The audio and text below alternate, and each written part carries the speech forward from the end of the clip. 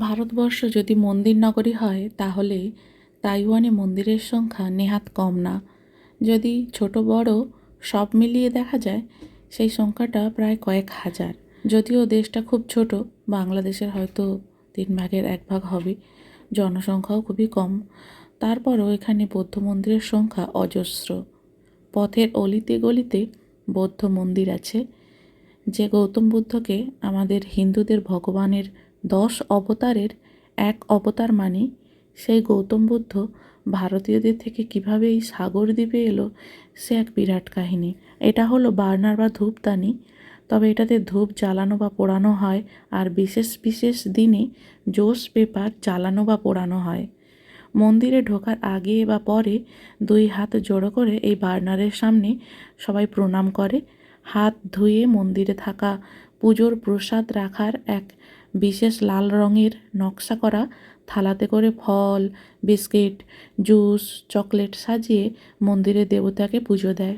আমাদের মতো মাথা নিচু করে 2 হাত জড়ো করে প্রণাম করে। অনেকে আবার মেঝেতে হাঁটু মুড়ে মাথা ঠুকে প্রণাম করে। তবে অবাক করা বিষয় হলো, এখানে মন্দিরে সবাই জুতো পরেই প্রবেশ করে, জুতো পরেই মন্দিরে পুজো দেয়, আবার প্রণামও করে। তাইওয়ানের বিভিন্ন পার্কে বা রাস্তার পাশে বৌদ্ধ ভিক্ষুকদের পাত্র হাতে ভিক্ষার ঝুলি কাঁধে ভিক্ষা করতে দেখা যায় প্রায় মাঝে মাঝে।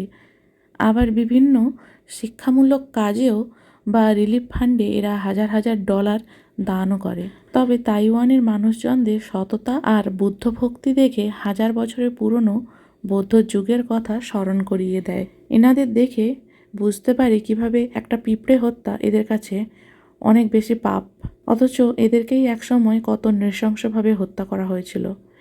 একসময় ভারতবর্ষ থেকে বৌদ্ধ ধর্মকে প্রায় মুছেই ফেলা হয়েছিল। তাইওয়ানে এরকম অজস্র মন্দির রয়েছে যেগুলোর কারুকার্য, মন্দিরের দেবতাদের আলাদা আলাদা দর্শন, আলাদা আলাদা স্ট্রাকচার দেখলে সত্যি অবাক লাগে।